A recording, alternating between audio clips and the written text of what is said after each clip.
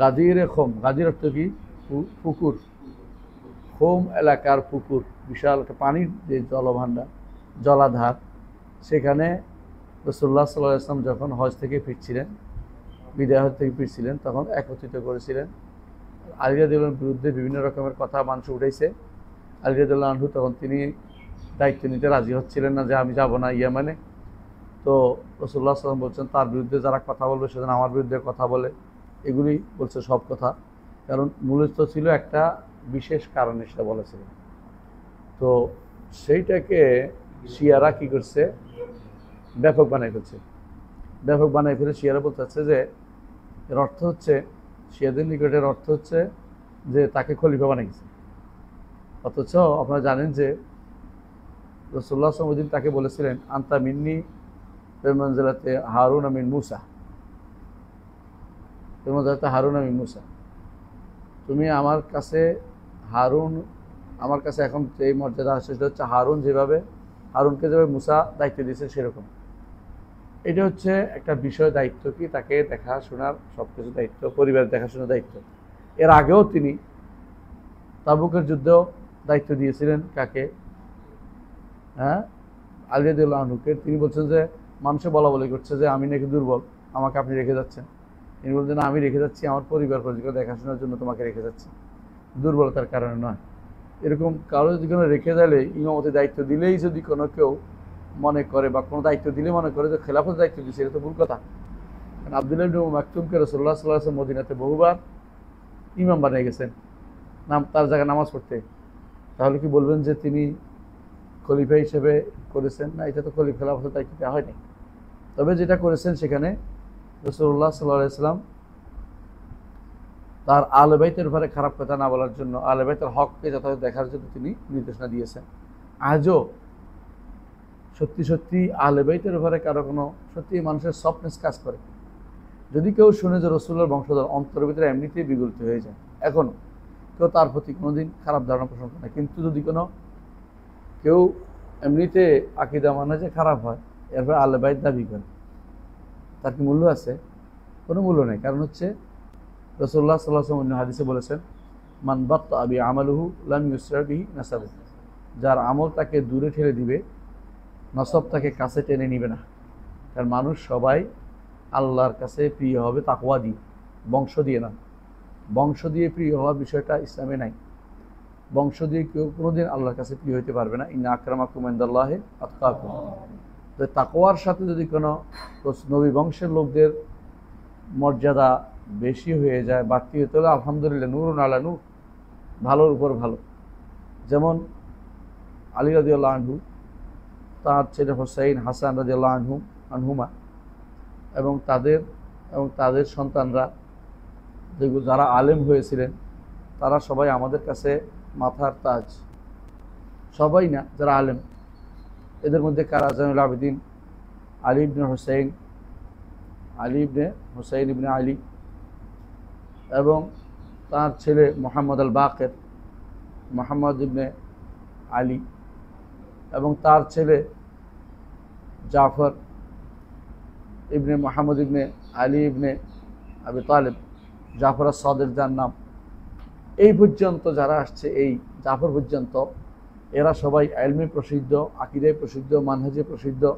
দ্বীনের জন্য তাদের যে অবদান, এটা অপ্রতিরোধ্য। তখনকার দিনে তাদের বক্তব্য সবাই নিত, এবং নবী পরিবারের সাথে আত্মীয়তা করার জন্য সবাই এরা থাকতো, সবসময় প্রচেষ্টা চালিয়ে যেত। তো এগুলি তাদের ভালো হওয়ার কারণ হচ্ছে ইলমে দ্বীন এবং আকীদা বিশুদ্ধ হয়, আকীদা ও মানহাজে তাদের পরিপূর্ণ থাকে। এরপরে শিয়ারা যাদেরকে গণে, এরপরে যাদেরকে গণে, ইবনে তাইমিয়া রাহমাতুল্লাহ উল্লেখ করেছে, আমি তার বই থেকে উল্লেখ করছি। তারা মানুষ ভালো হইলেও, তারা মানুষ খারাপ বলছি না আমরা, কিন্তু ইলমের দিক তার প্রসিদ্ধি ছিল না। তাহলে তারা মানুষ ভালো হিসাবে আমাদের কি পাবে? সিম্পেথি পাবে, কিন্তু মানুষ ভালো না হলে সিম্পেথিও পাবে না। এখনকার অনেক আহলে বাইতের লোক দাবি করে তারা কবর পূজারি, মাজারের পূজারি, কবর পূজারি, মাজার পূজারি, অথবা অনেক আহলে বাইত দাবি দেয় তারা হচ্ছে মেসনিক বুঝেন, হ্যাঁ, মাসুনিয়া বলে ওদেরকে, মেসন ফ্রি, তারা ফ্রি মেশন বলে ওদেরকে। ওরা ইহুদি দালালি করে, কুফুরি দালালি করে, ওরা খ্রিস্টান বিয়ে করে, ওদের বউদেরকে কোনো পর্দা নাই, হ্যাঁ, হাফ কাপড় পরে থাকে, বুঝছেন কিনা? হ্যাঁ, হাফ প্যান্ট আছে না, হাফ প্যান্ট পরে পরে হাঁটে। তো এই জাতীয় পুরো একটা বিশাল গোষ্ঠী আপনি তাদেরকে দেখতে পাবেন।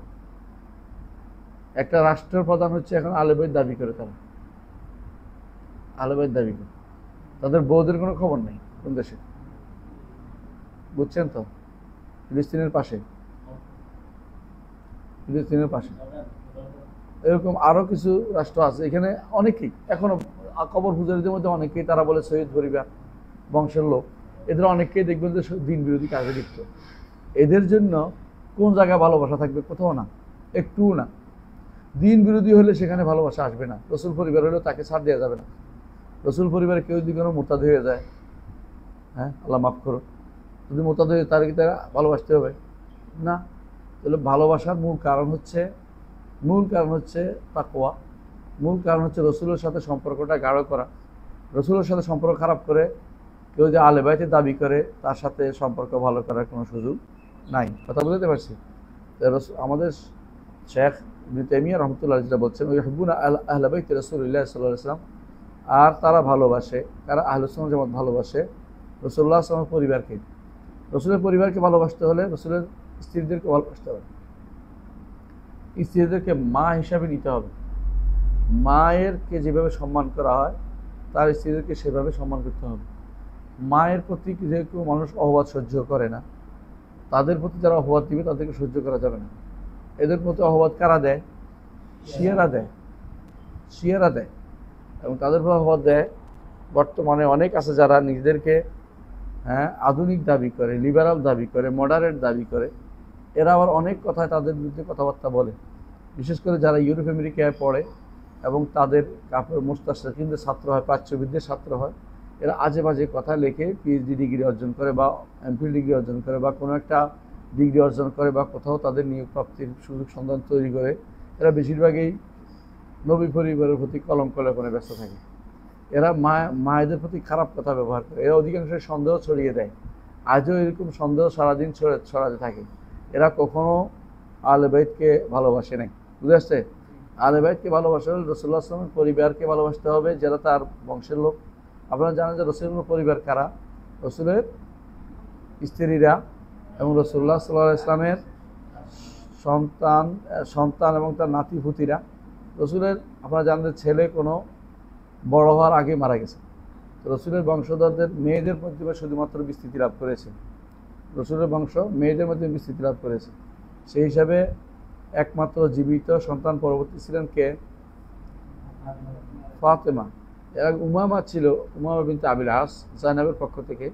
কিন্তু তার সন্তানদের পরবর্তীতে আর কেউ জীবিত ছিল না। তার পরবর্তী সন্তানরা কেউ জীবিত ছিল না, এই জন্য সেখানে শেষ হয়ে গেছে ওইটা।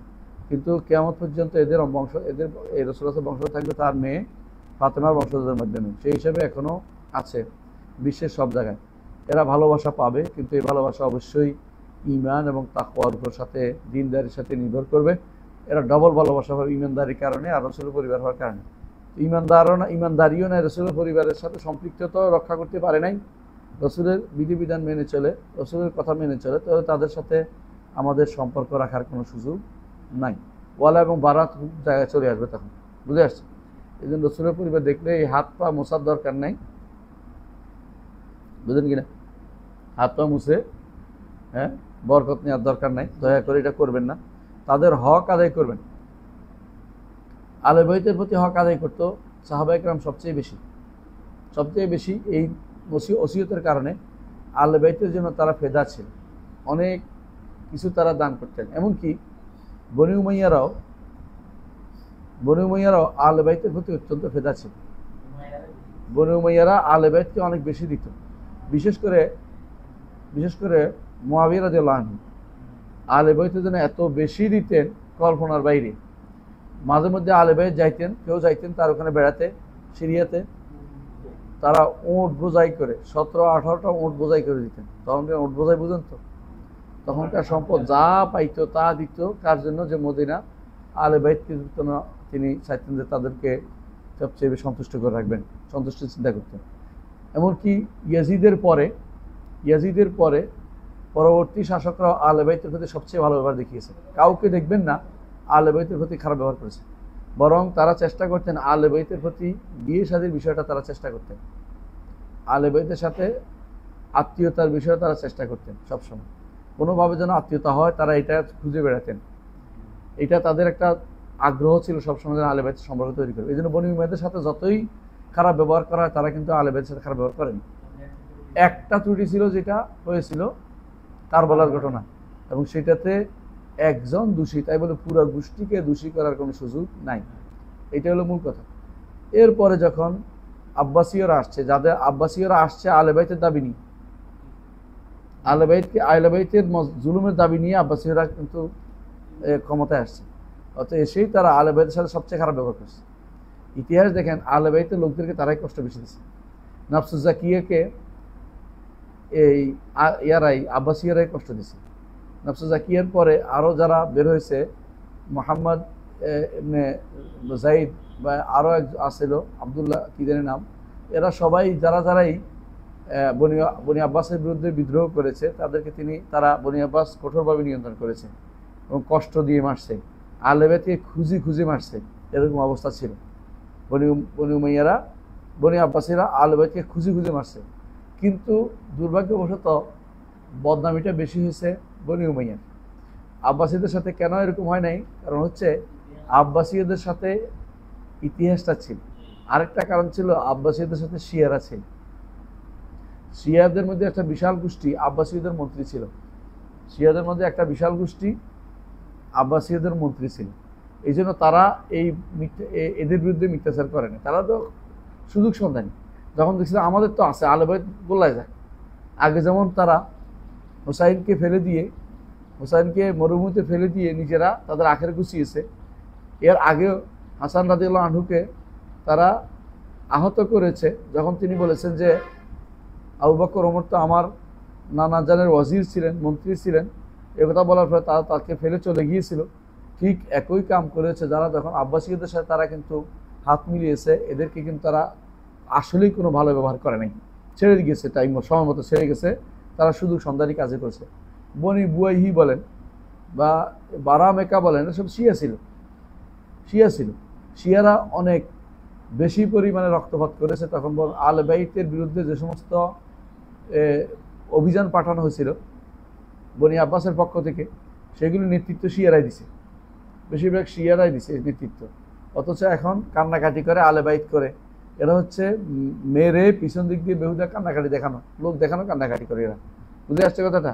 তারা কি করে এখন হাই হোসেন করে রক্তাক্ত করছে। এগুলি ইসলামের কোনো কিছুদের মধ্যে পড়ে না। এখন যে আপনারা বলেন যে আমরা সবাই মিলে লং মার্চ করে হাই হোসেনকে রক্তাক্ত করি কেন? এর মাধ্যমে আহলে বাইতের প্রতি আমাদের ভালোবাসা প্রকাশ ঘটবে, এটা কি গ্রহণযোগ্য হবে? আপনারাই বলেন যে গ্রহণযোগ্য হবে? গ্রহণযোগ্য হবে না। এই সিস্টেমে মর্সিয়া আমাদের ইসলামে নাই, ইসলামে এই সিস্টেমের মর্সিয়া নাই, বুঝেন কিনা? বুঝছেন? হুসাইন রাদিয়াল্লাহু আনহুর প্রতি জুলুম হয়েছে, 100% স্বীকার করছি। যে করেছে সে জালেম, কিন্তু কাফের বলতে পারবেন? কাফের বলতে পারবেন না, কারণ তারা তো কুফরি করার জন্য মারা নাই।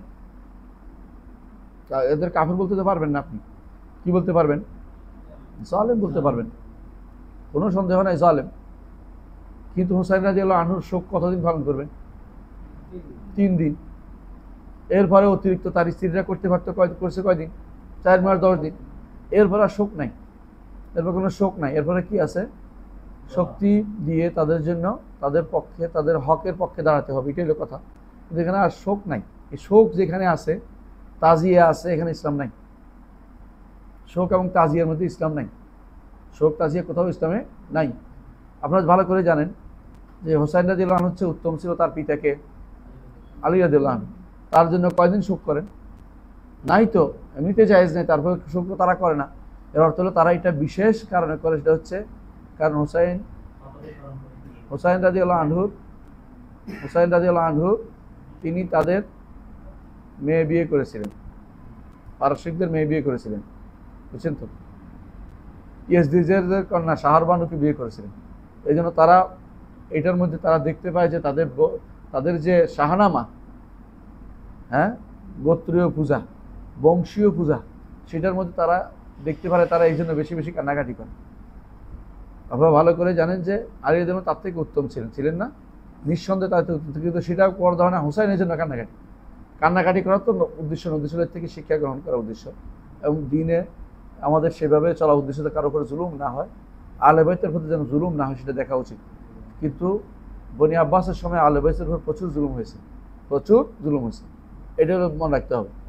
আহলে বাইতের দোহাই দিয়ে এখন যদি আপনি বলেন যে আহলে বাইত যদি কোনো কেউ কবর পূজারি হয়, তার ক্ষমতা দিয়ে দিতে হইব? কখনো না। কথা বুঝছেন কিনা? অনেকেই বলে থাকে সৌদি আরবের বাদশারা আহলে বাইত অর্থাৎ হাশেমিদের থেকে ক্ষমতা নিছে। এটা দেখবেন প্রচুর পরিমাণে আমার দেশে যারা তথাকথিত কবর পূজারীরা আলোচনা করে থাকে। কিন্তু ওনাদের জানা উচিত যে তখনকার দিনের হাশেমিরা কি করত। হাশেমিরা গোত্রপতিদেরকে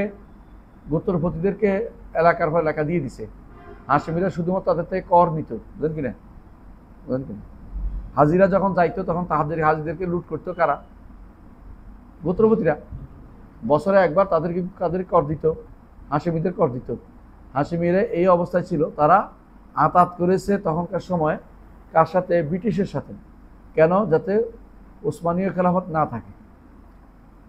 আপনারা জানেন না এই ঘটনা। ওরা স্পষ্ট আসাদ করেছে, যেন তারা বলছে যে তোমরা যদি কোনো আমাদের সাথে না থাকো, যদি স্বাধীন হয়ে যায়, ওসমানীয় খেলাফত ধ্বংস হয়ে যায়, তোমাদেরকে আমরা ক্ষমতায় বসাবো, তোমাদেরকে আমরা হারামাইনের ক্ষমতায় দিব। এই আশায় তখনকার দিনে শরীফ হোসেনরা, মক্কার শরীফরা তখন কি করেছে? ওসমানীয়দের সাথে সম্পর্ক কাট অফ করেছে। তখনকার সময়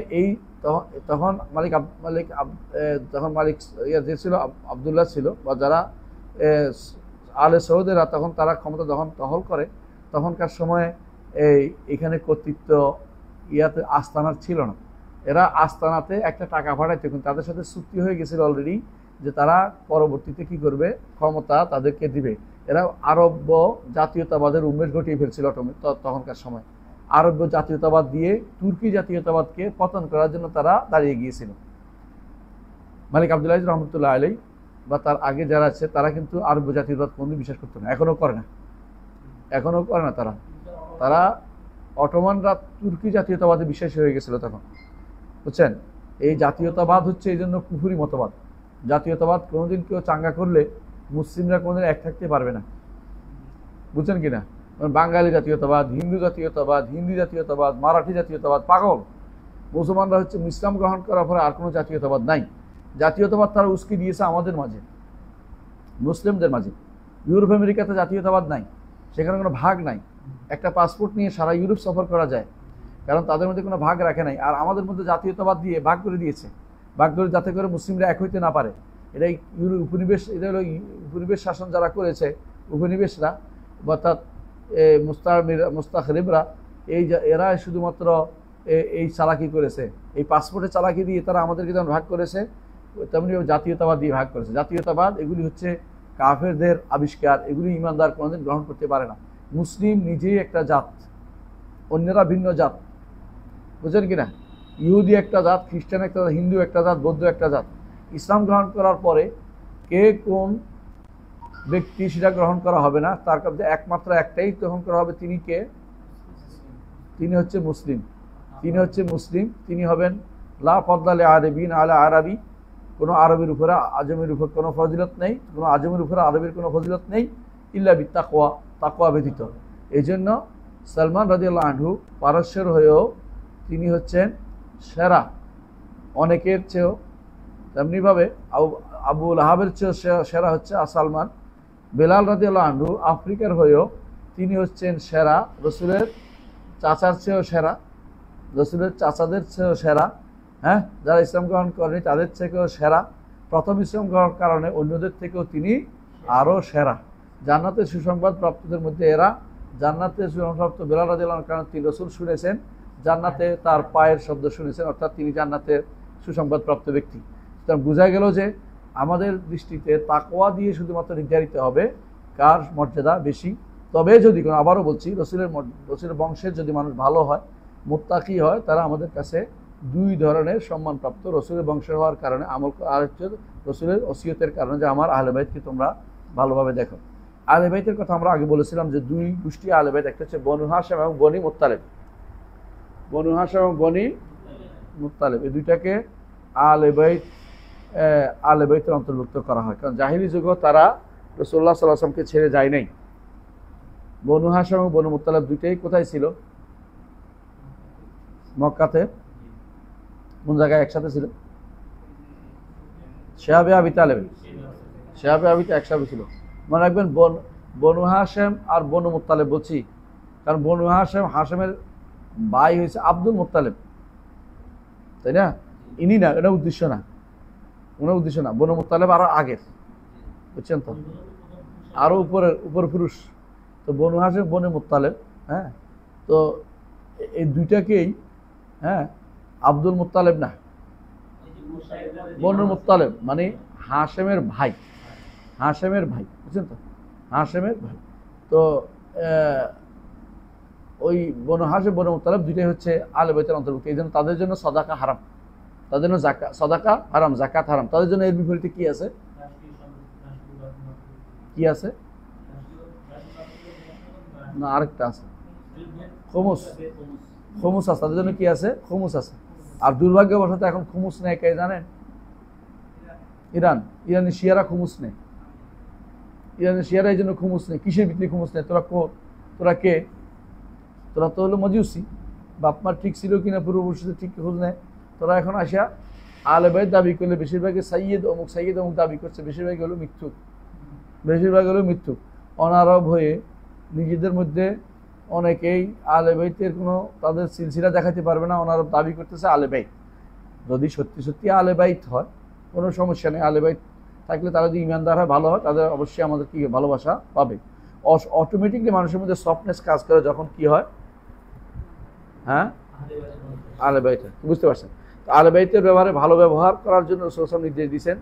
আমরা এটা একটু আগে বলেছি, গত দিনের ব্যাখ্যার পরে আলোচনা করছি। এটা আরেকটা দলিল দিচ্ছেন তিনি, যে কারণে আহলে বাইতের সাথে রাসূল সাল্লাল্লাহু আলাইহি ওয়াসাল্লাম ভালো ব্যবহার করতে বলেছেন, সেটা কি?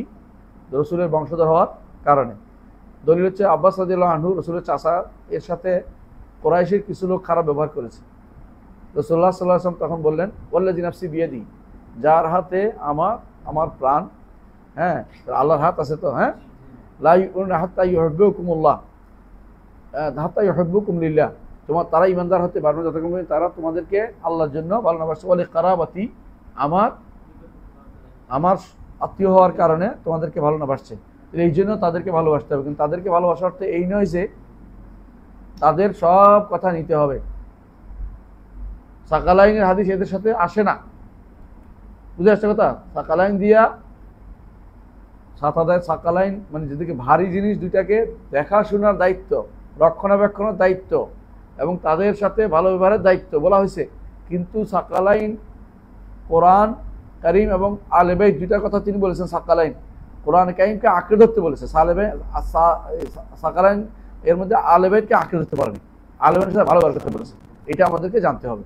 এটা না হলে অনেক সময় ভুল বুঝাবুঝি হবে। অনেক সময় দেখবেন যে শিয়ারা ওই সমস্ত হাদিস নিয়ে আসে যেগুলো দ্বারা বোঝাচ্ছে যে আহলে বাইতকে আঁকড়ে ধরতে বলেছে। এটা সত্য নয়, আহলে বাইতকে আঁকড়ে ধরতে কোথাও বলা হয়নি।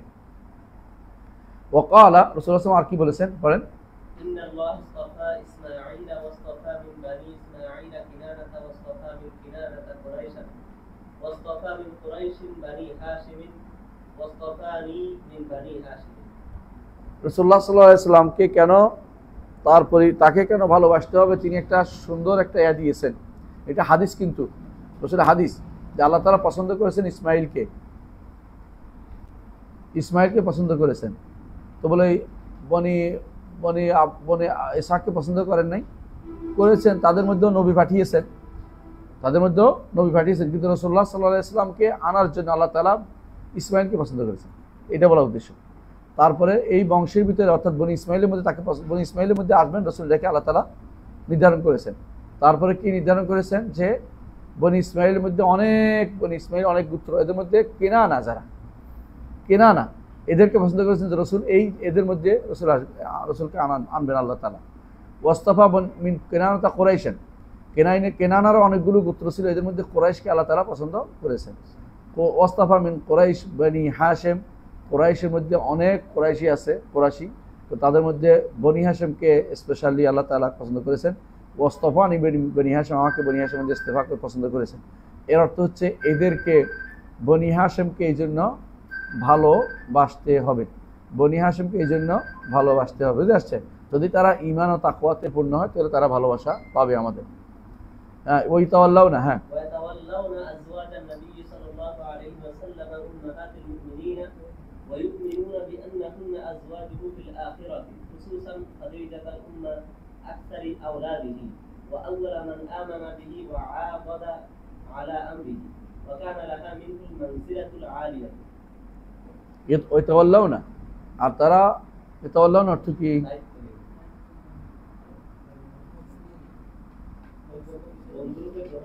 ইয়েস, তাওয়াল্লি, একজন হচ্ছে ওলি বানানো, বন্ধু বানানো, অভিভাবক বানানো, হ্যাঁ বন্ধু বানানো, তাওয়াল্লি, বুঝছেন তো? তো ওমাইয়া তাওয়াল্লাহু মিনকুম ফাইন্নাহু মিনহুম, শুনছেন না? কাফেরদেরকে কেউ যদি ওলি বানায় তাহলে তাদের মধ্যে অন্তর্ভুক্ত হবে। তো সেরকম এর উপরে আমার একটা দার্স আছে, 1 ঘন্টা দেখবেন, সম্ভবত আলোচনা করছিলাম ইয়ার জন্য, ওই যে ইয়াতে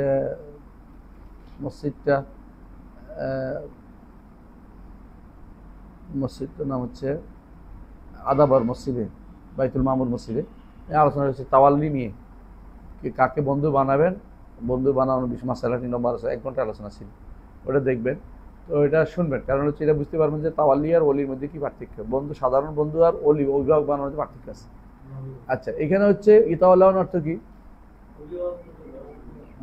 ভালো সম্পর্ক রাখা, সুসম্পর্ক রাখা, অভিভাবক বানানো, সবই ঠিক আছে এখানে। কারণ আজওয়াজুন নবী সাল্লাল্লাহু আলাইহি ওয়াসাল্লাম, আমাদের স্ত্রীরা, আমাদের কি মাকে সবাই অভিভাবক বানাতে রাজি আছে, কথা বুঝছেন?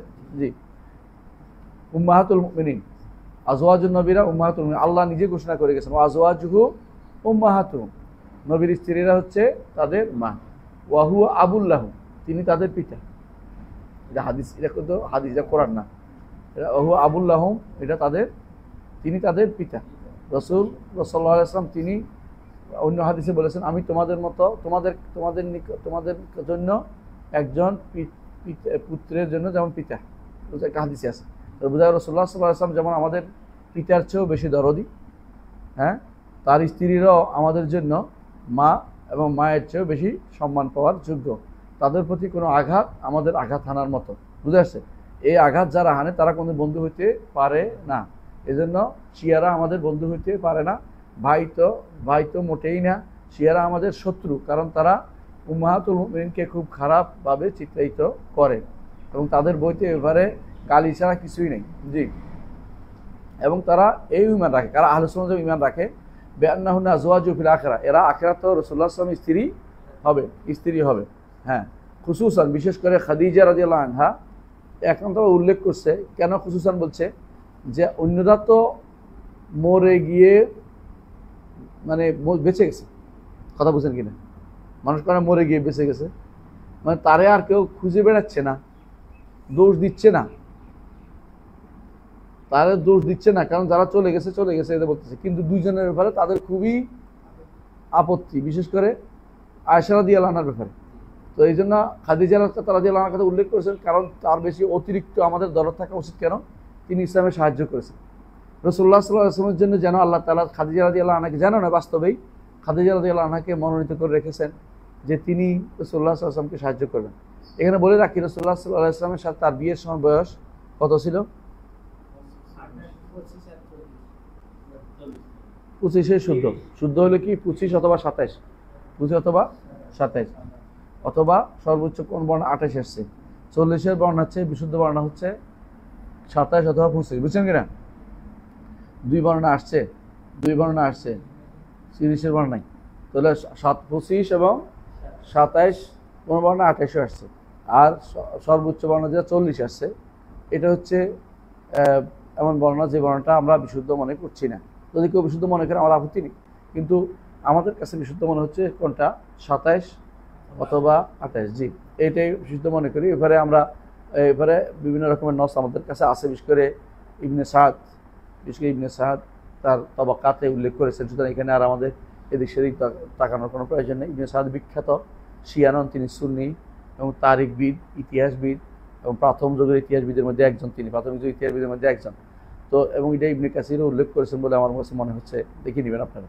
তাহলে বোঝা যাচ্ছে যে তিনি খাদিজা রাদিয়াল্লাহু আনহা হচ্ছেন এমন এক ব্যক্তিত্ব যার ব্যাপারে আপনারা ভালো করে জানেন, তিনি সমস্ত, বিশেষ করে ইব্রাহিম ছাড়া তার অন্য সকল সন্তানের মা হচ্ছে কে? খাদিজা রাদিয়াল্লাহু আনহা। শিয়ারা দুর্ভাগ্যবশত ফাতেমা ছাড়া আর কোনো সন্তানকে রসুলের বংশধর রসুলের মনে করেন না, নাউজুবিল্লাহ। বুঝছেন কিনা কথাটা? তারা মনে করে যে রোকাইয়া, উম্মে কুলসুম, জাইনাব এরা আগের ঘরের সন্তান, নাউজুবিল্লাহ। মানে কত রকমের অপবাদ দিতে পারে, কারণ অতি মাত্রায় তারা একজনের ভালোবাসা আরেকজনকে তারা কি করে? একজন খেয়াল করে। এটা কিন্তু শরীয়তে নাই। এরা এটার মাধ্যমে তারা এই মিথ্যাচার করে বেড়ায়। এই জন্য শিয়াদের যে মিথ্যাচারের কোনো শেষ নেই। শিয়াকে ওই ব্যক্তি ভালোবাসতে হবে যার মধ্যে ইমানের, আমলের, এলমের কোনো সামান্যতম অংশ নাই, তারা শুধু শিয়ারে ভালোবাসতে পারে। কথা বুঝছেন কিনা? তার মনে রাখবেন, রাসূলুল্লাহ সাল্লাল্লাহু আলাইহি ওয়াসাল্লামের স্ত্রী খাদিজা রাদিয়াল্লাহু আনহা হচ্ছে তার প্রায় একজন ছাড়া সমস্ত সন্তানের মা। ও আউয়ালু মান আমানা বি, প্রথম তার উপর ঈমান এনেছে। এটা একেবারে বিনা বাক্য ব্যয়ে প্রথম ঈমান এনেছে কে? খাদিজা রাদিয়াল্লাহু আনহা। হ্যাঁ, তিনি। তারপর আবু বকর রাদিয়াল্লাহু আনহু, কেন পুরুষদের মধ্যে আবু বকর আদাদাহু, এবং সাহায্য করেছেন আলা আমরিহি, নবুয়তের কাজে সাহায্য করছে কে? খাদিজা রাদিয়াল্লাহু আনহা। আপনি এখন যদি মদিনা যান, মক্কায় যান, দেখতে পাবেন নিচ থেকে দেখবেন যে যেটাকে তারা জাবালে নূর বলে, জাবালে, এই পাহাড়ের উপরে জাবাল নূর তারা বলে, তখনকার কি জাবাল বলা হয়? পাহাড় বলা হয়তো, যে পাহাড়ে হোক, এই পাহাড়ে তিনি উঠতেন, তখন কোনো ছিল না, দাগ ছিল না। আপনি এখন আশ্চর্য, এখন তো পাকিস্তানিরা দাগ করেছে উঠার জন্য, তাতে আপনার এখানে উঠতে আপনার জান কবজ হয়ে অবস্থা হইবে। আর তিনি এই নারী হয়েও তিনি খাবার নিয়ে রাসূলুল্লাহ সাল্লাল্লাহু আলাইহি ওয়াসাল্লামের জন্য সেখানে উঠতেন, এবং রাসূলুল্লাহ সাল্লাল্লাহু আলাইহি ওয়াসাল্লামের জন্য খাবার নিয়ে তিনি সবসময় যাইতেন। একদিন এরকম খাবার নিয়ে যাওয়ার সময় রাসূলুল্লাহ সাল্লাল্লাহু আলাইহি ওয়াসাল্লাম জিবরিল এসে কি বলেছেন? সালাম দিয়েছেন। তো খাদিজা রাদিয়াল্লাহু আনহা কি বলেছেন? কি জবাব দিয়েছেন? ওয়া আলাইকা ওয়া আলা জিবরিলিস সালাম, আপনার উপর জিবরিলের উপর সালাম। ইয়ারা মা লা নারা, রাসূল দেখতে পান যা আমরা দেখতে পাই না। তবে বোঝা গেল যে তিনিও ফাকিয়া হয়ে গেছিলেন, সুবহানাল্লাহ। মানে অত্যন্ত আকেলা মহিলা ছিলেন কে? খাদিজা রাদিয়াল্লাহু আনহা। এই জন্য তিনি, হ্যাঁ, আল্লাহ সালাম জব এটা দিচ্ছেন, তিনি দিচ্ছেন, সালাম দিচ্ছেন। এটাই বিশুদ্ধ হয়েছে যে তিনি সালাম দিচ্ছেন কাকে? যে হামেল সালাম নিয়ে আসছেন। আর সেখানে বলছেন ওয়ামিনহুস সালাম, আল্লাহ সালাম বলেন না তিনি, তার পক্ষ থেকে সালাম আসে, এবং জিবরিলের উপর, আপনার উপর সালাম এবং জিবরিলের উপর সালাম। এই জন্য উত্তর, এখন আমরা এটা দেখি, কেউ যদি আমাদেরকে সালাম দেয় আমরা কি জবাব দেই? ওয়ালাইকুম আসসালাম, আপনার উপর তার উপরে সালাম। এটা হচ্ছে এই সুন্নাত দেখা যাচ্ছে খাদিজা রাদিয়াল্লাহু আনহার পক্ষ থেকে চালু হয়েছিল, এবং তিনি মিনহুস সালাম বলছেন, এবং তার পক্ষ থেকে, আল্লাহর পক্ষ থেকে তিনি বলেন আল্লাহ সালাম বলেন। সাহাবায়ে কেরাম যখন আল্লাহ সালাম বলছে, রাসূলুল্লাহ সাল্লাল্লাহু আলাইহি ওয়াসাল্লাম বদলে দিয়ে কি বললেন? বলো আত-তাহিয়াতু লিল্লাহি ওয়াস-সালাওয়াতু ওয়াত-তাইয়্যিবাতু, আসসালামু আলাইকা, পুরোটা এখানে শিক্ষা দিয়েছেন। এখানে এসে কেউ দেখা যায় কয় যে মেরাজের রাত্রিতে হাদিয়া, মেরাজের রাত্রে হাদিয়া হচ্ছে কি? হ্যাঁ, আত-তাহিয়া। কত বড় গাঁজাখুরি গল্প বানায়। এই গাঁজাখুরি গল্প দেখলাম টিভির মধ্যে প্রচারিত হচ্ছে। ঢাকা বিশ্ববিদ্যালয়ের এক প্রফেসর এটা বলতেছে। এখন তো এটা দেখি ওয়াজও করে, দেখি বক্তারা ওয়াজও করে। এই ওয়াজ করতে পারলে খুব মজাই লাগে অনেকের কাছে। এগুলি সবই হচ্ছে বিভ্রান্তি এবং পথভ্রষ্ট ছাড়া কিছুই না, বিভ্রান্তি। হ্যাঁ, আল্লাহ তাআলা দিছে বলে তো উনি পৌঁছাচ্ছে না, আল্লাহর পক্ষ থেকে সালাম দিছে। হ্যাঁ, তাহলে বোঝা যাচ্ছে যে আল্লাহর পক্ষ থেকে সালাম দিছে। হ্যাঁ, তো তাহলে এই সালাম অর্থ কি শান্তি, শান্তি কেমন শান্তি, আল্লাহর পক্ষ থেকে সালাম অর্থ শান্তি। আমাদের পক্ষ থেকে সালাম অর্থ কি অভিবাদন, অভিবাদন, বুঝছেন তো? হ্যাঁ, সুন্দর সম্বোধন। হ্যাঁ, তাহলে কি হলো, বলা হচ্ছে ওয়াকান আল্লাহ মিনহু আল মানজিলাতুল আলিয়া, রাসূলুল্লাহ সাল্লাল্লাহু আলাইহি ওয়াসাল্লামের কাছে খাদিজা রাদিয়াল্লাহু আনহার বিশাল মর্যাদা ছিল। এবং আয়েশা রাদিয়াল্লাহু আনহা বলছেন, আমি কোনোদিন এত বেশি কাউকে ঈর্ষা করতাম না যতটুকু ঈর্ষা করতাম কাকে নিয়ে, খাদিজা রাদিয়াল্লাহু আনহাকে নিয়ে। কেন? রাসূলুল্লাহ সাল্লাল্লাহু আলাইহি ওয়াসাল্লাম বারবার কিছুক্ষণ খাদিজা এটা করছে, খাদিজার কথা বেশি বেশি বলতেন। আর আমি বলতাম যে এই বুড়িকে বাদ দিয়ে আমি তো আছি। তো বলতেন যে না না, তিনি আমাকে সন্তান দিয়েছেন, তিনি আমাকে এটা কিছু বলতেন। তো আরো বেশি বিপদে পড়তো। এরপর থেকে আমি আর বলা বন্ধ করেছি, কারণ যত বলি তত আরো রসুল আরো বেশি করে আরো বেশি, এমনি বেশি করে সহ্য করতে আরো বলতে থাকে। সাধারণত এটা থাকে কাদের মধ্যে, হ্যাঁ, দররা বলে, মানে সতীনদের মধ্যে এটা থাকেই, সতীনদের মধ্যে এটা থাকে, একে অপরের প্রতি ঈর্ষা এটা থাকেই, এটাকে কোনোদিন বন্ধ করা যায় না। এই জন্য তিনি বলছেন যেহেতু এটা বলে আমি বিপদে পড়ছি, আমি আর বলবো না এটা। তো বরং রাসূলুল্লাহ সাল্লাল্লাহু আলাইহি ওয়াসাল্লাম কি করতেন, কোনো ছাগল জবাই করে খাদিজা রাদিয়াল্লাহু আনহার বান্ধবীদের কাছে পাঠাইতেন ভাগ করে করে। এবং এই জন্য মাঝে মধ্যে তিনি আয়েশা বলে বলতেন আর কোনো দুনিয়াতে মানুষ ছিল না, শুধু কেবল খাদিজাই ছিল। আর রাসূলুল্লাহ সাল্লাল্লাহু আলাইহি ওয়াসাল্লাম তিনি আবার পুনরাবৃত্তি করতেন, তার ভালো ভালো জিনিসগুলো পুনরাবৃত্তি করতেন। এটা আয়েশা দেখুন যে এটা বন্ধ হবে না, সুতরাং তারপরে তিনি চুপ মেরে গেছেন। বুঝলেন কথাটা? মানে এটা হলো সাধারণ জিনিস, কিন্তু সত্যি সত্যি রাসূলুল্লাহ সাল্লাল্লাহু আলাইহি ওয়াসাল্লামের কাছে আয়েশা রাদিয়াল্লাহু আনহা প্রিয় ছিলেন।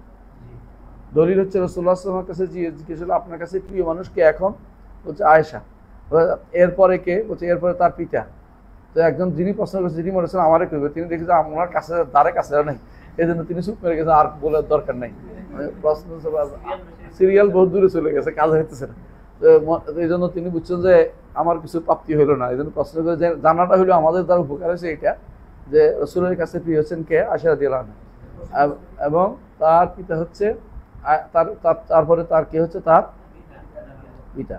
তো সম্ভবত সম্ভবত আব্দুল্লাহ ইবনে আমর, এরকম কিছু মনে আসতেছে না। তো দেখবেন হাদিসটা দেখলে বুঝবেন। তো এর অর্থ হচ্ছে যে সবচেয়ে রসুলের যে প্রিয় মানুষ, আমাদের তার প্রিয় মানুষ হওয়া উচিত। মানে রসুল যাকে ভালোবাসতেন আমি তাকে ভালোবাসা উচিত, তাই না? এটা ঠিক না কথাটা?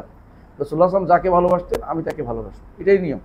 রাসূলুল্লাহ সাল্লাল্লাহু আলাইহি ওয়াসাল্লাম তিনি হাসান এবং হুসাইনকে ভালোবাসতেন, আমরা তাদেরকে ভালোবাসি। এবং তিনি বলতেন হুমা রাইহানায়া, এরা হচ্ছে আমার সুগন্ধি, দুই সুগন্ধি দুনিয়াতে, এরা আমার দুই সুগন্ধি। সুগন্ধি বুঝেন না?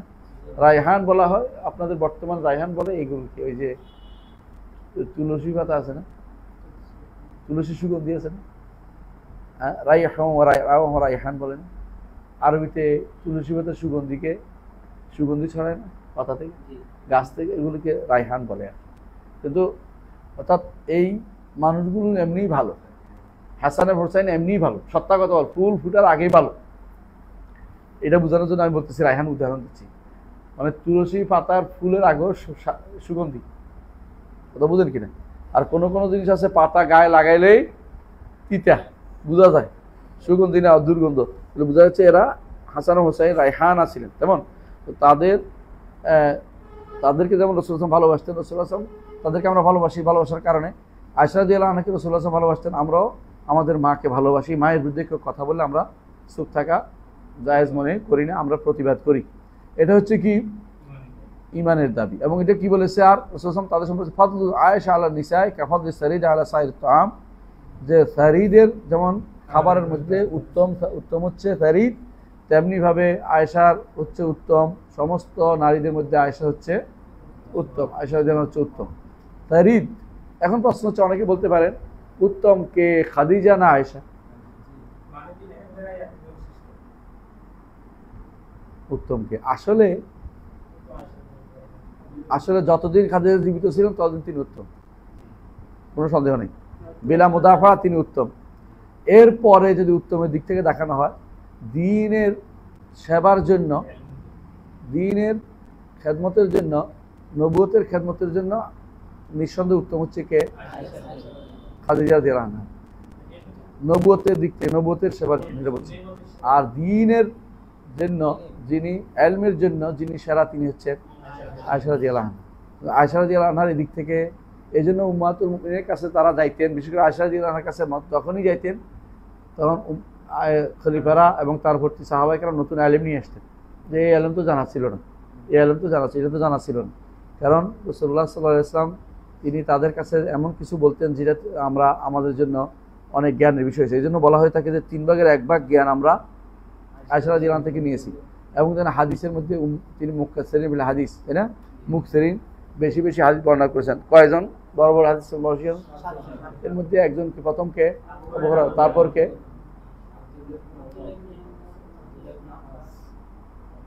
আমর ইবনে আস, আব্দুল্লাহ ইবনে আমর ইবনে আস, তারপরে আনাস, তারপরে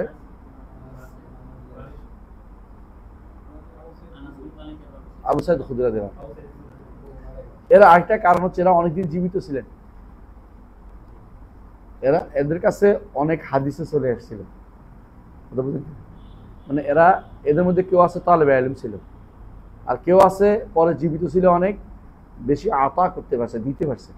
আর কেউ আছে এমন যে তারা আগেকার সাহাবী, বৃদ্ধ সাহাবী থেকে হাদিসগুলো নিয়ে নিয়েছিল, তাদের কাছে আগের হাদিসে জমা হয়েছে এবং তাদের বেশি হয়ে গেছে।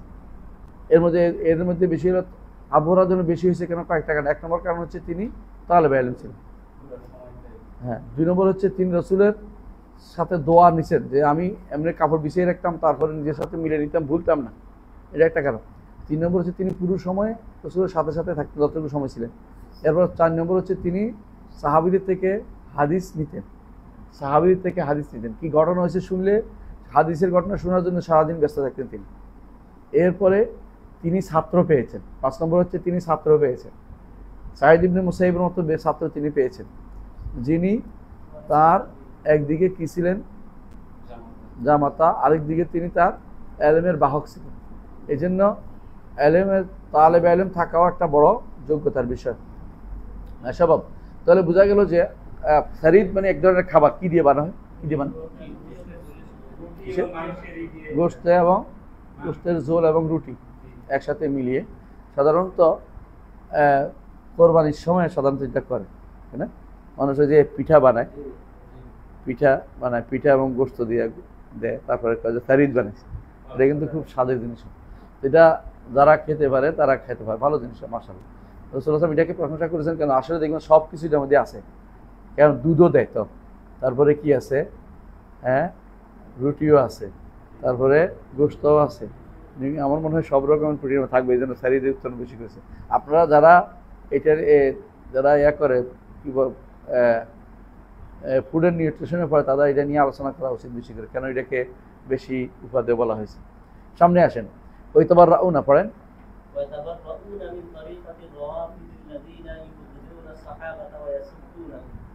এবং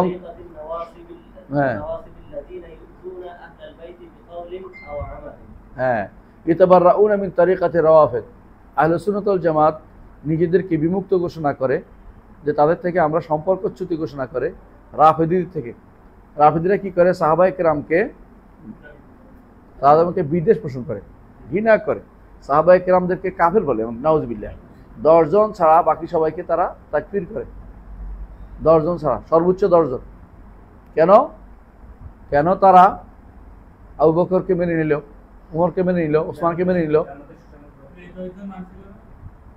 এই 10 জনকে বলে যে তারা, যে এই 10 জন ভিতরে মানে নাই, মানে তাদের প্রতি আবার অপবাদ দিচ্ছে, মিথ্যা অপবাদ দিচ্ছে, অথচ এটাও মিথ্যা কথা। তারা মানতো। এই 10 জন কে কি বলতে পারো? 2-1 কয়েকজন নাম বলতে পারো। একজন হচ্ছে কে? না, ওদেরকে তারা কাফির করে, নাউজুবিল্লাহ। প্রথম 3 জনে বাদ, একজন রাখছে তারা ঠিক, সালমান ফারসি। যতগুলি ফেরকা আসছে সবগুলি ফেরকার মধ্যে সবচেয়ে প্রিয় হচ্ছে সালমান ফারসি রাদিয়াল্লাহু আনহু। আমাদেরও প্রিয়, তাদের প্রিয় হওয়ার কারণ ভিন্ন, আমাদেরটা ভিন্ন। আমাদের ভিন্ন হওয়ার হচ্ছে তিনি ইসলামের জন্য অবদান রেখেছেন, মুসলিম হয়েছেন, দিন কাজ করেছেন, পথ দেখিয়েছেন, আজম দেখিয়েছেন। কিন্তু ওদের প্রিয় হয়েছে কি যেন জানেন? কারণ ফারসি, ওরা পারস্যের লোকের জন্য গোত্র জাতীয়তাবাদ দেখাইছে, বুঝছেন তো? এই জন্য তারা ভালোবাসে সালমান। তারপরে কি আবু দারদা। কেন আবু দারদাকে ভালোবাসে? সালমানের বন্ধু ছিল এই জন্য, মানে বন্ধুর বন্ধু, বুঝছেন তো? তারপরে কয়জন হইলো? 2 জন গেছে তো। হ্যাঁ, আরেকজন হইলো মিকদাদ, কারণ তিনি আলী রাদিয়াল্লাহু আনহুর সাথে ছিলেন সবসময়, এই জন্য। আরেকজন হচ্ছে আম্মার, কারণ আলী রাদিয়াল্লাহু আনহু যুদ্ধের সময় আলী রাদিয়াল্লাহু সাথে ছিলেন। কয়জন হয়েছে? 4 জন। হ্যাঁ, 4 জন। আবু যার রাদিয়াল্লাহু আনহু, কেন? কারণ তিনি, হ্যাঁ এটাই কারণ তিনি ওসমানের বিরুদ্ধে প্রতিবাদ করেছেন, মানে এই জন্য এই কথা বলছে, প্রতিবাদ করছে। প্রতিবাদের কিছু না, এটা হলো ওনার বক্তব্য উনি দিয়েছেন। শিয়ারা মিথ্যা কথা বলে প্রতিবাদের, অথবা সমাজতন্ত্রে মিথ্যা কথা বলে, প্রতিবাদের বিষয় না। ওনার বক্তব্য দিয়েছেন উনি জুহুদ ও তাকওয়াকে প্রাধান্য দিতে বলছেন যে সম্পদ যেন না জমা, মানুষকে যেন দিয়ে দেওয়া হয়। সম্পদ দিয়ে দেওয়া, মদিনাতে কোনো অভাবই ছিল না তখন, কারো দিবে? মদিনাতে অভাবই কেউ ছিল না, সব মানুষ তখন পয়সাপ্রাপ্ত ছিল, ধনী মানুষ ছিল। এমন সময় আসছে যে মানুষ সদাকা দেওয়ার মতো লোক খুঁজে পায়নি। পরবর্তীতে ওসমান রাদিয়াল্লাহু আনহুর সময় এরকম অবস্থা ছিল মানুষের মধ্যে। এই জন্য যখন মানুষ আরামি আয়েশি হয়, তখন মানুষের মধ্যে কি আসে জানেন? ক্ষমতার চিন্তা আসে। বেশি আয়েশি হলে আমিও তো পারি, উনি কেন চালবে, আমিও তো কম পারি কি? এই জন্য পরবর্তীতে এই জন্য তারা বিদ্রোহ করেছে অনেকেই, তখন তারা আরও আয়েশি জীবনযাপন করতে চায়। এখনও দেখবেন যে যারা সবচেয়ে মধ্য কিছু পয়সাওয়ালা, তারাই আবার ক্ষমতা দিতে, মানে তারা আয়েশি জীবন। আল্লাহ কোরআন কারীমের বলছে মুতরাফিহিম, মুতরাফ যারা, এরা। তো এই জন্য পরবর্তীতে এদের বাড়ছে। আচ্ছা, কয়জন হইল? 5 জন হচ্ছে না? বাকি 5 জন হচ্ছে রাসূলের পরিবারের মধ্যে। আলী কয়জন হয়েছে? 6 জন। ফাতেমা 7, হাসান হুসাইন 8, 9, আরেকজন নাম আমার ভুলে গেছি, মনে আসতেছে না। এদেরকে ছাড়া আর কারো হাদিস তারা নিবে না। এই জন্য তাদের কোনো হাদিস কোনো সাহাবীর কাছে যায় না। না, উম্মে সালামা। তো এর বাইরে আর কোনো কারো হাদিস তারা নেয় না। কেন নেয় না? তাদের কাছে তাদের নাউজুবিল্লাহ ঈমানের ব্যাপারে তারা আজে বাজে কথা বলে, আমরা উচ্চারণ করতেও আমরা খারাপ লাগতেছে। এই জন্য তারা কি করে, তাদের হাদিস কোথায় যায় জানেন? শুধু আবু আব্দুল্লাহ কল, আবু আব্দুল্লাহ। এই আবু আব্দুল্লাহর কে?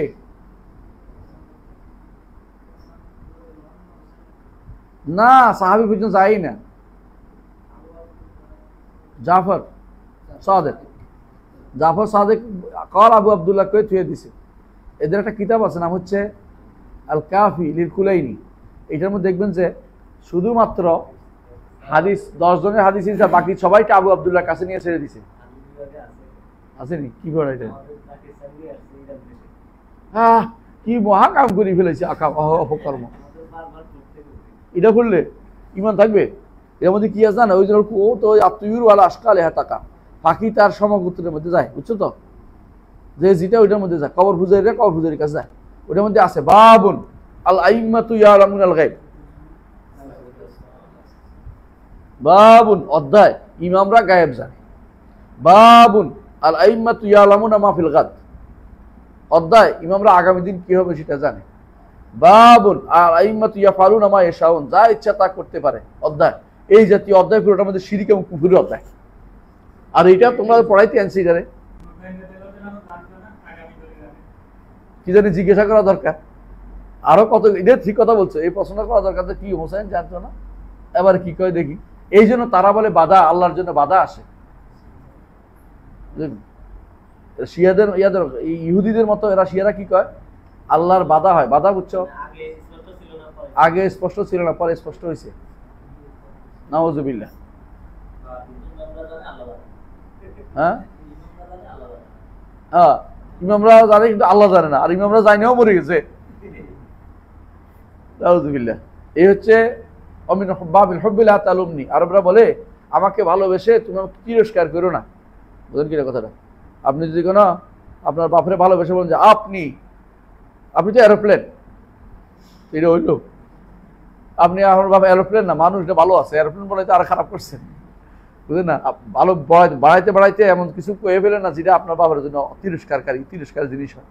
তো এরা রাসূলুল্লাহ সাল্লাল্লাহু আলাইহি ওয়াসাল্লামের সামনে যেমন বাড়াবাড়ি করে, এরা আহলে বাইতের জন্য বাড়াবাড়ি করে, আবার সাহাবায়ে কেরামের ব্যাপারে ছাড়াছাড়ি করে, খুব মারাত্মকভাবে খারাপ ব্যবহার করে তাদের সাথে। এরা কারা? রাফিদিরা।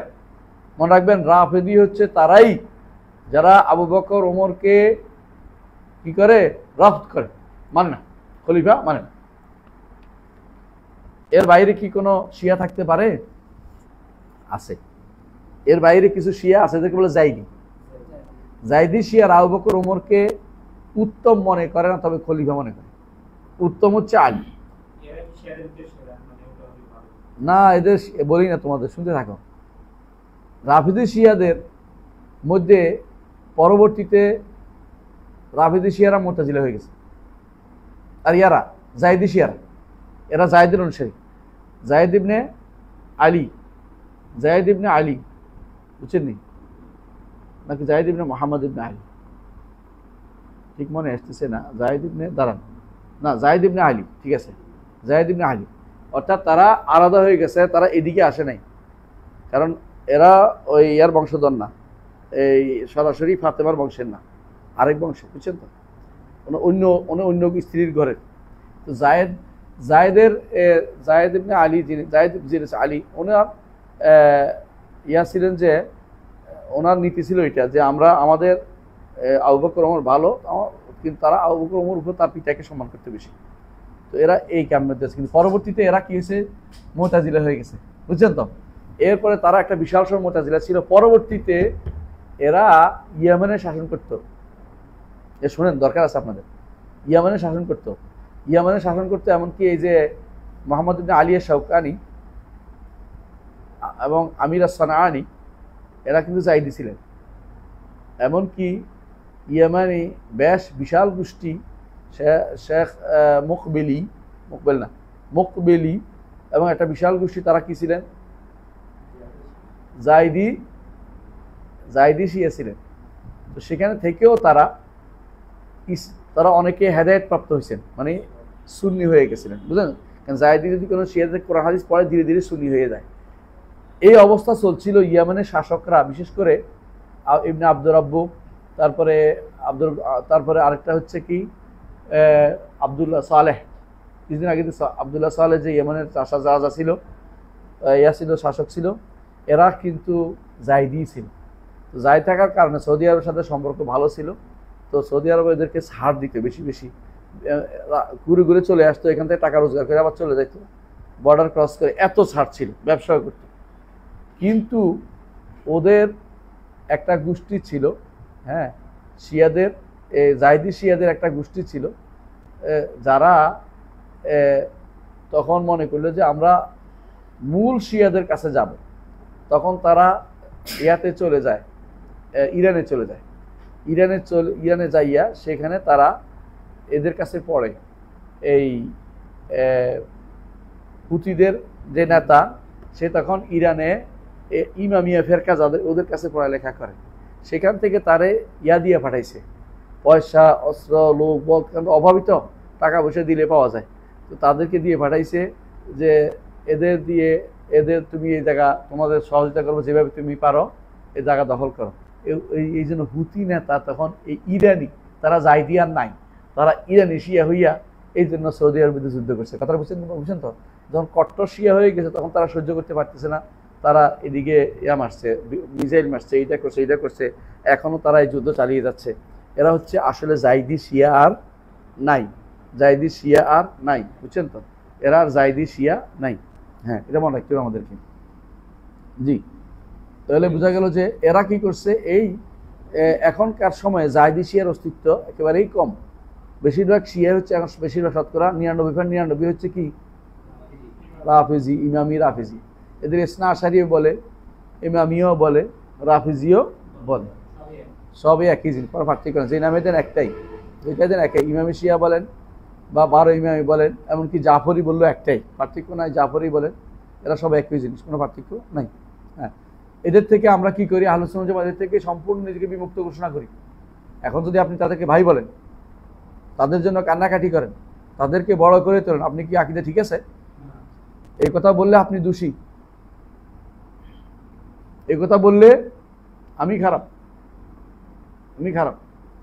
আপনি শুদ্ধ করেন, আমি ভালো হয়ে যাবে, ভালো বলবো, শুদ্ধ করবো না, তবে তুমি আমার খারাপ বলতে পারবে না, বুঝছো নি? আমিও ঠিক হবো না, কিন্তু খারাপ বলতে পারবে না। আকীদায় 3 মাযহাব বলবো, তবুও আমাকে খারাপ বলতে পারবেন না, আকীদা খারাপ বলতে পারবেন না। হ্যাঁ, আপনার পরাণবন্দি পড়ছিলেন নি? কে পড়ছিল পরাণবন্দি? তুমি পড়ছ? পরাণবন্দি লিখছে আপনাদের এক লোকে, হ্যাঁ, তিনি শক্তি নিয়ে চলাফেরা করে, তিনি পরাণবন্দির মধ্যে কি লিখছে বুঝতে পারছেন?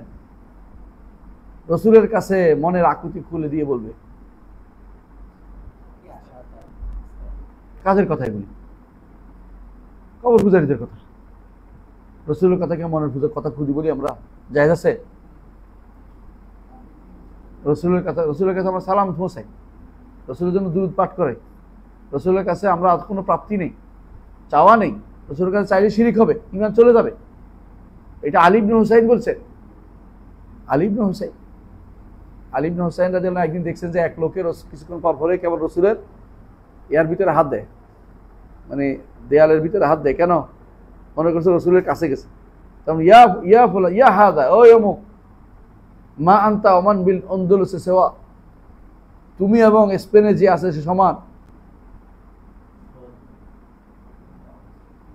কোনো কাছে গিয়ে যে আপনি অতিরিক্ত কিছু পেয়ে গেছেন তা না। আমার দেশে কাছে যাওয়ার জন্য কাঁদে, কাছে যাওয়ার জন্য আপনি কেন কাঁদেন? মদিনা যাওয়ার জন্য কাঁদবেন, মদিনার মসজিদে সালাতের জন্য কাঁদবেন।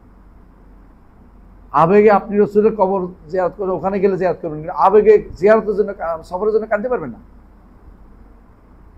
তাহলে যে ব্যক্তি অভাবী, পয়সা নাই, তার কি শখ হয় না রসুলের সাথে, রসুলের কাছে যাইতে? রসুলের কাছে যাইতে হলে কি করতে হবে? আকরাবুকুম, রসুলের সবচেয়ে বেশি নিকটবর্তী ওই ব্যক্তি হবে যে ব্যক্তি রসুলের বেশি বেশি সাল্লাল্লাহু আলাইহি সাল্লাম বলে। এই জন্য মুহাদ্দিসরা রসুলের বেশি প্রিয় কেন? কথায় কথায় ক্বালান নবী সাল্লাল্লাহু আলাইহি ওয়াসাল্লাম, আর কোনো কাম নাই তাদের, সারাদিন কেবল সাল্লাল্লাহু আলাইহি ওয়াসাল্লাম। এটা তো কত বড় মর্যাদা জিনিস, যে এটাতে ঢুকছে সেই বুঝতে পারে কত বড় মর্যাদা জিনিস। দুনিয়ার খোঁজা ভালো হচ্ছে হাজার গুণ বেশি ভালো, হাজার না কোটি কোটি গুণ ভালো কে? তার কথাই হচ্ছে ক্বালান নবী সাল্লাল্লাহু আলাইহি ওয়াসাল্লাম, কথা দিয়ে মুক্ত বেরোচ্ছে, আর কোনো কথা নাই। দুনিয়ার আজে বাজে পড়ার চেয়ে ক্বালান নবী সাল্লাল্লাহু আলাইহি ওয়াসাল্লাম। আরে আপনি যে সারাদিন যদি কোনো কেবল কি পড়েন, রিয়াদুস সালেহিন পড়েন, সব বাদ দিয়ে এইটা হচ্ছে আপনার জীবনের জন্য শ্রেষ্ঠ সম্পদ মনে করবেন। কোরআন তেলাওয়াতের পরে শ্রেষ্ঠ সম্পদ হচ্ছে রিয়াদ। কেন রিয়াদুস সালেহিন সম্পদ হবে? কারণ কথা পড়লেই আপনি সালাত, পড়লেই সালাত, আর রিয়াদুস সালেহিন হাদিসগুলি সব হচ্ছে শুদ্ধ, হাতে গোনা ৩-৪টা বাদে সবগুলি শুদ্ধ। সুবহানাল্লাহ। আল্লাহ তাআলা কি যে বরকত দিয়েছে ইমাম নববীর মধ্যে, যে তিনি রাহিমাহুল্লাহ তিনি এই কাজটা করতে সফল হয়েছেন, বিশাল ভালো কাজটা। আর একটা ভালো কাজের কথা বলে কি? আল্লাহর ভাই কি যে বরকতময় কাজ, দেখছেন তো? আরেকটা হলো ইতিহাস, আরেকটা সিরাটা আমরা বাংলা অনুবাদ করে বের করছি, দেখছেন তো? নবী সাল্লাল্লাহু আলাইহি ওয়াসাল্লামের জীবনী, এই নামেই বোঝায়, মানে আছে লাইব্রেরিতে পাবে ইনশাআল্লাহ। হ্যাঁ, জীবনচরিত এমন হবে। হ্যাঁ স্বভাব। তাহলে বোঝা গেল যে কি বলতে চাইলাম, ওখানে গেলাম, রাফেদীদের অবস্থা খুবই খারাপ। সবচেয়ে ভালো হচ্ছে কারা? মুহাদ্দিসদের। মুফাসসিররা তাফসীর করে তার মন মতো। অনেক মুফাসসিরকে আপনি দেখবেন না হকের উপর আছে, কিন্তু মুহাদ্দিসরা স্বপ্ন হকের উপর থাকে। কারণ তাফসীর বিভিন্ন রকম করা যায়, কিন্তু হাদিস টু ডিফারেন্ট জায়গা মতো বলে। তাই বলে আমি এমন কোনো গোষ্ঠীর কথা বলছি না যারা নাম নিয়ে ফেলছে নিজেদেরকে আহলুল হাদিস, কিন্তু না, যদি তারা আহলুল হাদিস হয়ে যদি কোনো সালাফি হলে সেরা, এরা হলো সেরা। কারণ আহলে হাদিসে শিরিক করে না, এটা সত্য। কিন্তু আহলে হাদিস হয়ে যদি কোনো আজে বাজে কাজ করে, তাহলে আহলে হাদিসের নাম ডুবে তারা। এটা যেন না হয়, দোয়া করে তারা যেন সত্যিকার আহলে হাদিস হয়ে যায়, ঠিক না? আহলে হাদিসে আমি শুনছি কতকাল একজন বলছে আহলে হাদিসে তিনি মুড়ি দিছে, কার মুড়ি? হাত পাখার মুড়ি। বলতেছে একজন ফোন করে বলতেছে কুষ্টিয়া দৌলত কি জানি একটা আছে না, দৌলতকুণ্ড নাকি একটা আছে, ওদিকে ওদের বাসা। আমি ওখানে ওয়াজ করতে যাই মাঝে মধ্যে, তো বলতেছে হ্যাঁ না দৌলতকুণ্ড নাকি জানি, দৌলতকুণ্ড একটা আছে। তো ওখানে বলতেছে যে আমাদের এখানে, আমরা তো আহলে হাদিস এলাকা, দুইজন গেছে মুড়ি ধরছে ইয়াতে হাত পাখা, ওরা আসে এখন আমাদের মুড়ি দেওয়ার জন্য নিয়ে যাচ্ছে সবাই। তো আমরা তো আপনি আর আহলে, আমরা তো আহলে হাদিস, আহলে হাদিস কেমন বললেন আপনি? তাই আমাদের দুঃখ। তিনি আমি আফসোস করতেছিলাম যে আরে আস্তে আস্তে ওরা কি করতেছে, আমাদের মধ্যে ঢুকতেছে, স্বীকার করতেছে, বুঝলেন না? তারা আরে হাদিসে নিজেদের মর্যাদা বুঝে না। নিজের মর্যাদা বুঝলে কি এটা হতে পারে? হতে পারে। নিজের মর্যাদা বুঝতে হবে, আকীদা ও মানহাজ শুদ্ধ করতে হবে, বুঝতে হবে। এরা হচ্ছে যারা এই সমস্ত দরবার করেছে এরা সব হচ্ছে কি ভণ্ড, দরবার সবটি ভণ্ড। হ্যাঁ, কোনো লাশাক্কা ফিহি, এই তো লাশাক্কা ফিহি, সুন্দর কথা বলছিস, লাশাক্কা ফিহি। সব দরবারি মানেই ভণ্ড। এই জন্য ভণ্ডরা সব একসাথে হইতে পারে। গতকাল না পরশু শনিবারে তো একসাথে হয়েছে, লং মার্চ, লালন গাঁজাখোর সব একসাথে হয়েছে, এমনকি শশিনও আছে, ফুলতলিও আছে। বাহ, বুঝছেন তো? উম্মত একেবারে সুন্নি উম্মত ঐক্য, সুন্নি ঐক্য উম্মত, সিন্নি ঐক্য ঐক্য। সিগারেট খাওয়ার একটা ভিডিও ভাইরাল হয়েছে, ওইখানে যাই ফিলিস্তিনের পতাকা হাতে নিয়ে সবগুলো দলে বলে সিগারেট খাওয়াইতেছে। সুন্নিয়তের নিদর্শন, তুই কি বলিস? সিগারেট তো হলো কাজে আমাদের এতে। হ্যাঁ, এরা কি বলে, লালন শাহ কি বলে, এইটাকে আপনি কোনোভাবেই খারাপ বলতে পারেন না, এটা সিদ্ধি পাতা, খুবই কল্যাণকর জিনিস, আপনি এটাই খারাপ বলতেছেন। সুতরাং এরা সিগারেট খাইছে, তুমি তো দেখি হ্যাঁ এইভাবে অপমান করতেছ, কথা ঠিক না। ইমানের আগুন, ওই তো দুই ভাই,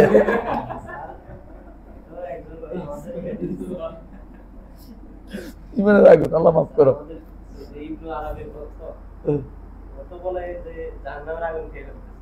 ও আযাব তো অদুবা থেকে, মিষ্টি থেকে ওদের কাছে। হ্যাঁ, আযাবু জাহান্নাম আছে না, আযাবু জাহান্নাম মানে জাহান্নামের মিষ্টি। এই যে তাওয়িলের রাস্তা খুলে দিছে, কারা খুলছিল আগে জানো? আশারি মাতুরিদের খুলছে। এখন এবার যত তাওয়িল করবে বাধা দিতে পারবে না। ইবনে তাইমিয়া এটা বলেছে তার ইয়ার মধ্যে, তাদমুরিয়ার মধ্যে বলছে, বলেছিলাম তোমাদেরকে, মনে আছে কিনা, যে এই তাওয়িলের রাস্তা খুলে দিছে এদের জন্য কারা? আশারি মাতুরিদের। এর আগে তাওয়িল করলেই কইতো সাবধান, তুমি আজে বাজে কথা বলো না, এটা আমাদের সালাফদের থেকে বর্ণিত নাই। কিন্তু যখন তাওয়িলের রাস্তা খুলে দিছে, এরকম আমরাও করতে পারি, তুমি একটা করলে হয়, আমি করলে কেন না হবে? তুমি করলে ঠিক, আমি করলে কেন বেঠিক হইব? তুমি কও। আর আমরা কি বলি? আমি যা বলি তার জন্য কি আছে?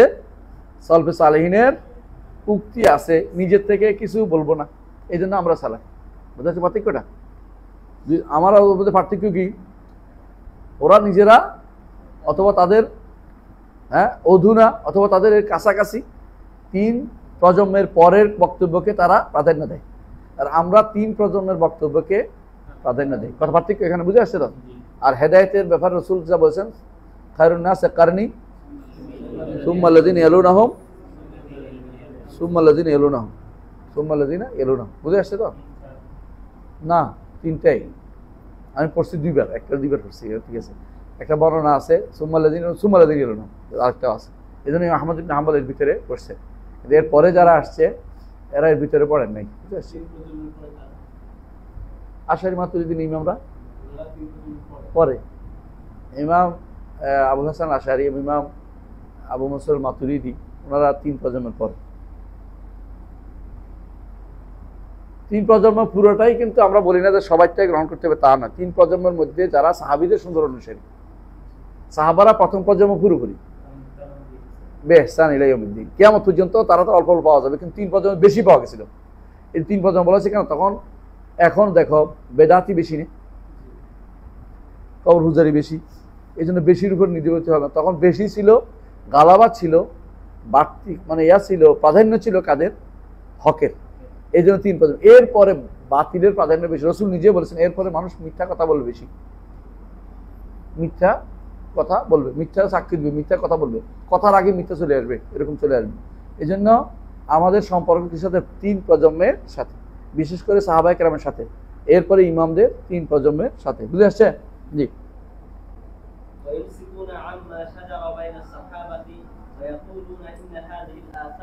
ও আরেকটা বাকি রয়েছে তো, ও তারিকাতুন নাওয়াসিব, তাদের থেকেও আমরা মুক্ত। নাওয়াসিবীদের থেকে। নাসিবী কারা?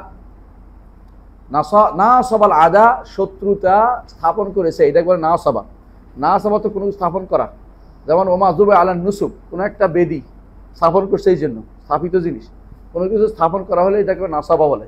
তো নাসবি বলা হয় তারা এই অর্থে যে তারা নবী পরিবারের বিরুদ্ধে শত্রুতায় লিপ্ত রয়েছে। এরা কারা? এদের মধ্যে একজন ছিল ওবায়দুল্লাহ ইবনে জিয়াদ।